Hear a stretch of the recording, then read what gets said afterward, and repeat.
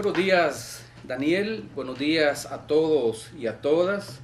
Gracias por acompañarnos una vez más en este sábado y por comunicarse con nosotros. Hoy iniciamos el mes cívico, el mes de septiembre, y es en realidad un mes importante para nuestro país, no solo porque se celebra la independencia centroamericana y por lo tanto la salvadoreña, sino que también es un mes en el que conmemoramos el inicio de la libertad en El Salvador.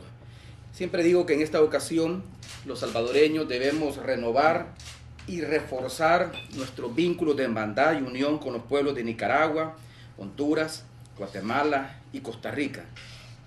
Nacimos juntos a la vida cívica en los inicios del siglo XIX y juntos debemos marchar hacia un destino mejor para todos. La magnitud de nuestros países, las condiciones económicas, sociales, comerciales, las condiciones de todo tipo que se nos impone a nivel mundial nos obliga a unirnos cada vez más. Centroamérica, insisto, es nuestro hogar. En el pasado hemos tenido enfrentamientos entre hermanos que poco a poco comienzan a ser superados. Hemos vivido enfrentamientos internos, conflictos armados entre propios hermanos de un mismo país. Ese ha sido el escenario de los años 80, tanto en Guatemala como en nuestro país, a finales de los 70 en Nicaragua. Ahora el desafío es la unión, puesto que esos problemas han sido superados y la integración cada vez mayor de Centroamérica se impone como una realidad ineludible. Mi vocación integracionista me ha llevado a apostarle, no solo cuando he tenido la presidencia pro tempore del sistema de integración centroamericana, a reforzar este proceso, sino que durante el ejercicio de mi mandato, en los más de 3 años que llevo ya, mi apuesta regional siempre ha sido el proceso de integración centroamericana. No nos podemos integrar a otros bloques regionales mientras no construyamos el bloque regional que por naturaleza, por proximidad de nuestras fronteras, por comunidad de identidades, de pasado, de historia, de lengua, pero también por una comunidad de intereses que nos unen, tenemos que apostarle a la integración centroamericana. Este es el mensaje que me gustaría enviar al pueblo salvadoreño y a los pueblos de la región en este comienzo del mes cívico. Muy bien, presidente, seguimos recibiendo una cantidad muy grande de mensajes que los oyentes dejan durante la semana. Como ya es costumbre, se canalizan esos mensajes a las distintas áreas del gobierno para que se den respuestas a los pedidos e inquietudes que recibimos. Y también pasamos al aire la mayor cantidad posible de mensajes para que usted, el presidente, le dé respuestas directas. Gracias entonces a todos y a todas. Y ya saben, nos pueden llamar al 135 y dejar su mensaje, o bien pueden también escribirnos a conversando@presidencia.gov.sb. Y bien, damos ya comienzo con esta nueva edición de Conversando con el Presidente. Bueno, el programa del sábado pasado lo iniciamos con una buena noticia de la baja de homicidios durante el mes de agosto hasta lo que habíamos contabilizado en ese momento.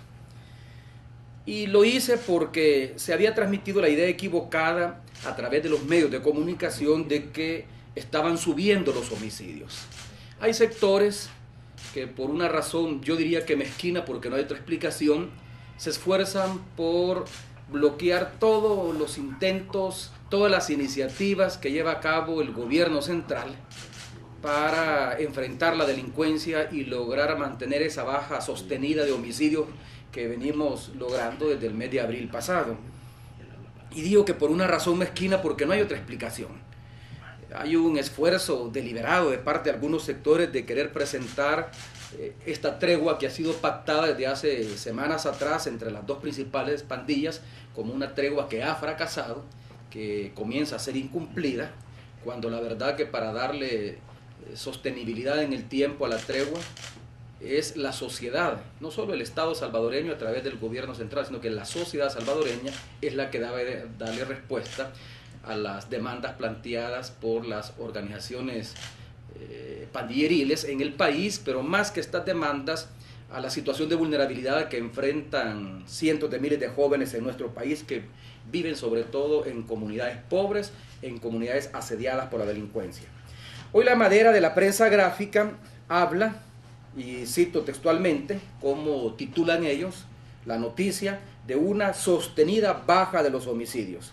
e informa que el promedio diario de homicidios se mantiene en 5 tras el reenfoque que ha habido de las estrategias de seguridad. Así lo plantea la prensa gráfica. Si tomamos en cuenta la fecha del 10 de marzo, que es cuando comenzó el pacto entre pandillas, hasta el día de ayer, y la comparamos con el mismo periodo del año anterior, es decir, 10 de marzo hasta el 31 de agosto del 2011, hay una reducción de más de la mitad de los homicidios, el 53% de homicidios menos. El porcentaje quizás no dice mucho, sobre todo si a diario vemos fotografías en los periódicos de criminales, por ejemplo, esta fotografía, esta secuencia fotográfica impactante de un delincuente que luego de robar en un bus decide suicidarse y se pega un tiro en la cabeza. Yo no digo que los medios no deban de sacar esta secuencia, no me voy a meter a juzgar la línea editorial de los medios, pero no cabe ninguna duda que aunque se trate de un delincuente, aunque se trate de alguien que está al margen de la ley, pero no deja de ser una muerte violenta que impacta. Si estas son las fotografías que vemos a diario en los periódicos, si con este tipo de noticias los noticieros todos los días inician sus emisiones, la impresión que da es que aquí no ha pasado nada, que aquí seguimos con una tendencia al alza de los homicidios. Por eso es que yo insisto mucho en las cifras, porque las cifras hablan por sí solas, una reducción del 53%. Vean ustedes las cifras absolutas comparando el año pasado con este año, en el periodo del 10 de marzo al 31 de agosto, que es el que estamos analizando, porque esto de más de la mitad de reducción, un 53% quizás nos dice mucho. Veámoslo en términos absolutos. En el 2011, en ese periodo, del 10 de marzo al 31 de agosto, es decir, estamos hablando de marzo, abril, mayo, junio, julio, agosto, casi 6 meses. En 6 meses hubo 2.072 homicidios el año pasado. Este año, en ese periodo, insisto, del 10 de marzo al 31 de agosto, hubo 959 homicidios. Es decir, 1.113 homicidios menos. La cifra continúa siendo preocupante. Que en 6 meses ocurran 1.000 homicidios no deja de preocuparnos. Pero ha habido una reducción de más de 1.000 homicidios. Más de 1.000 homicidios menos han ocurrido en este año. Y así este mes de agosto ha sido el menos violento en mucho tiempo. Repito, agosto, que terminó ayer, ha sido el mes menos violento en años. Sigue siendo un mes violento porque mientras ocurran homicidios en el país, seguiremos hablando de la violencia criminal. Pero hay que decir las cosas como son. Y esto no nos debe de llenar de un optimismo excesivo como para quedarnos con los brazos cruzados y no seguir haciendo nada. Pero es importante que la población lo tenga presente. Veníamos con promedios, insisto, de 14, 15 hasta 16 muertes diarias. El otro día el ministro de la Defensa, David Munguía Payés, frente a representantes de la sociedad civil, en la reunión que yo anuncié el sábado anterior que tendríamos este lunes, daba un dato interesante que nadie ha caído en la cuenta. Veníamos de un comportamiento diario de homicidios hasta 16 homicidios por día, 16 muertes por día, a causa de la violencia. Pero llegábamos incluso fines de semana donde entre sábado y domingo se producían más de 35 muertes violentas. Este es un dato alarmante. ¿Cómo estamos ahora? El promedio es de 5 muertes diarias, ese fue el promedio de agosto. Y en mi opinión son buenas noticias porque significa que cada día hay por lo menos 10 personas que siguen vivas, que continúan con vida, que se les respeta su integridad física, 10 personas que no fallecen, que no mueren. Y este es un dato importante, son buenas noticias que yo quiero compartir con todos porque no solo llevan algo de paz a los hogares, por el hecho de que se han evitado más de 1.000 muertes en el último medio año, sino que también porque nos proyectan como un país que está haciendo los esfuerzos necesarios para reducir la tasa de homicidios con la que nos exhibíamos con deshonra en años anteriores.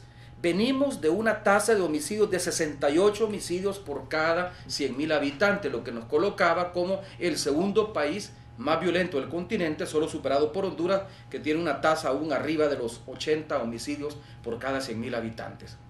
Ahora, decía el ministro de Seguridad, tenemos una tasa aproximada de 23 homicidios por cada 100.000 habitantes. Insisto, es una tasa que todavía debe llamarnos a la reflexión y a no escatimar esfuerzos, pero no es lo mismo presentarse ante el mundo entero como el país con la segunda tasa de homicidios más alta del mundo, a presentarse con un país que tiene una tasa de homicidios promedio. En el caso de América Latina, una de las más bajas, y en el caso de la región centroamericana, una de las más bajas. Con esta tasa de 23 homicidios por cada 100.000 habitantes, estamos abajo de Honduras, abajo de Guatemala, abajo de Costa Rica, solo superados por Nicaragua. Entonces, este es un dato importante. Bueno, hemos tenido ya en lo que va del año, desde la tregua de pandillas hasta ahora, 2 días en los cuales ha habido 0 homicidios.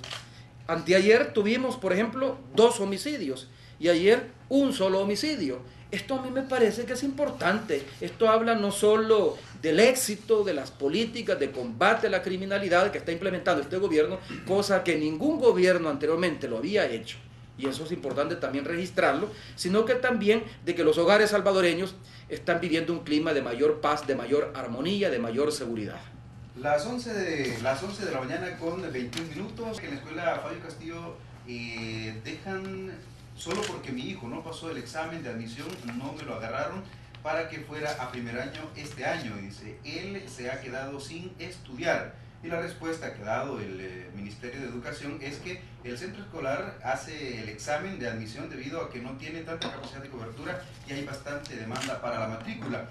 Sin embargo, pone a disposición el teléfono 7070-9553 para entenderse con Carla Ivonne Méndez, es jefa de asistencia técnica de la departamental de San Salvador del Ministerio de Educación, para que esta persona pueda, esta madre pueda abocarse al ministerio y poder que le atiendan en la asistencia técnica del ministerio, poder abrir cupo en otro centro escolar para el próximo año. Y así hay una serie de situaciones que han ido resolviendo en el Ministerio de Educación. Bueno, yo tengo el cuadro que me mandó el amigo Jato, nuestro ministro de Educación, y es realmente importante el hecho de que hay una respuesta institucional a las demandas que se plantean. Nos llevaría mucho tiempo, nos consumiría mucho tiempo del programa el hacer referencia a todas las intervenciones institucionales que ha tenido el ministro Asbun, pero es importante mencionar algunas de ellas y sobre todo porque habla de la eficacia de nuestros ministros, que es muy importante. El Ministerio de Educación es uno de los ministerios más importantes, no solo porque tiene que ver con una de las áreas sociales más sensibles del país, como es la educación, sino porque también es el ministerio que maneja el mayor presupuesto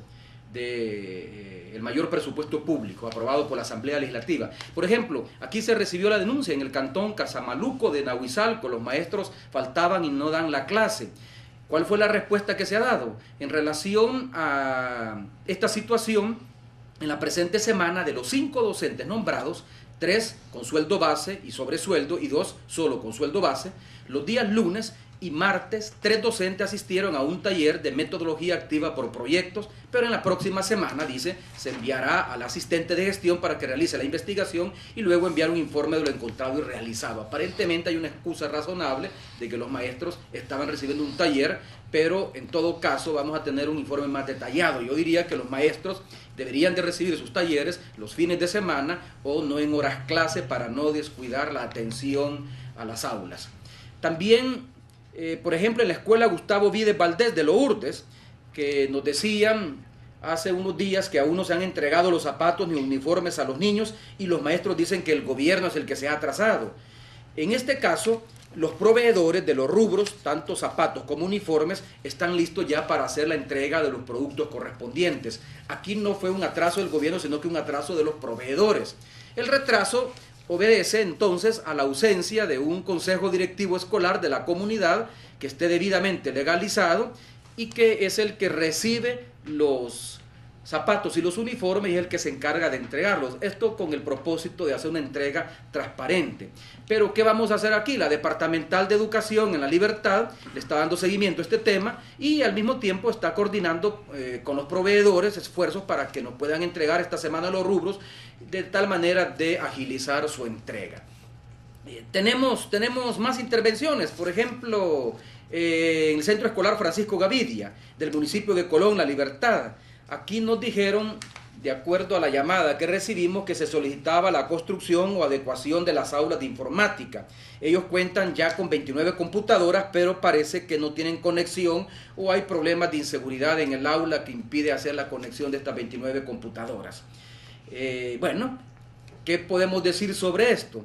Aquí ya se revisaron los registros y efectivamente se tiene este requerimiento del centro educativo. Actualmente cuenta con 19 computadoras y recién ha sido galardonado con un premio por la presentación de un ensayo en Ciudad Mujer, en donde el premio fue la dotación de 10 computadoras más y por eso es que tienen 29. El equipo con el que cuenta este centro educativo está ubicado en un área pequeña. Y las 10 computadoras nuevas que están recibiendo con el premio dado por Ciudad Mujer no tienen dónde ubicarlas. Se requiere, por lo tanto, adecuar un espacio más grande para ubicar este equipo y a la vez rehabilitar el sistema eléctrico. Ya la directora nacional de administración del Ministerio de Educación está trabajando en la creación de una línea presupuestaria que permita atender este tipo de rehabilitaciones urgentes, como es el caso de este centro escolar Francisco Gavidia, tanto el sistema eléctrico como hidráulico, y si se logra esta aprobación, entonces podemos intervenir adecuadamente en estos centros escolares. Bueno, podría hacer referencia a más intervenciones. Aquí tengo un cuadro detallado que me manda el ministro Asbun. ¿Por qué insisto en esto? De todas maneras, la mejor intervención, la mejor respuesta es la que se da en el terreno. Y eso no necesitamos nosotros publicitarlo o hacerlo del conocimiento de nuestros oyentes para que se den cuenta de que las cosas se están haciendo, sino que los mismos beneficiarios, como por ejemplo estos 3 centros escolares que he mencionado, se dan cuenta de la intervención del propio ministro, quien personalmente ha visitado los centros escolares que han sido señalados por los oyentes, donde hay algunas carencias que atender. Este es un punto importante porque eso es lo que le vamos a exigir a nuestros ministros en los 22 meses que nos hacen falta de gobierno. 22 meses es bastante tiempo. Es bastante tiempo. En 22 meses podemos continuar con este proceso de cambios, de transformaciones estructurales y por lo tanto la exigencia que este servidor como presidente de la República y jefe del Ejecutivo les ha puesto a los funcionarios de gobierno es que a partir de este programa atiendan las denuncias, atiendan los señalamientos, atiendan las necesidades, las demandas planteadas por la población y yo los voy a estar evaluando a partir del cumplimiento que hagan de esos atendimientos, de esas intervenciones que demanda la población. Óigase bien, por eso es que insistí mucho en lo del ministro de Educación, porque esto me gustaría verlo en el resto de los ministros o de secretarios de mi gabinete, que una vez aquí se hace una denuncia, un señalamiento, ya sea que se haga público porque la llamada sale al aire o porque la registramos a través de nuestro equipo de informática, que los ministros me entreguen semana a semana un listado de las intervenciones. Eso lo voy a comunicar hoy mismo, lo hemos dicho nada más a través de este medio, pero lo vamos a convertir en una regla de funcionamiento de este gobierno en lo que falta para que termine nuestra administración. Todos los ministros están obligados a entregar semana a semana a la Presidencia de la República un informe detallado de cómo han atendido las diferentes demandas que plantean los oyentes a través de este programa.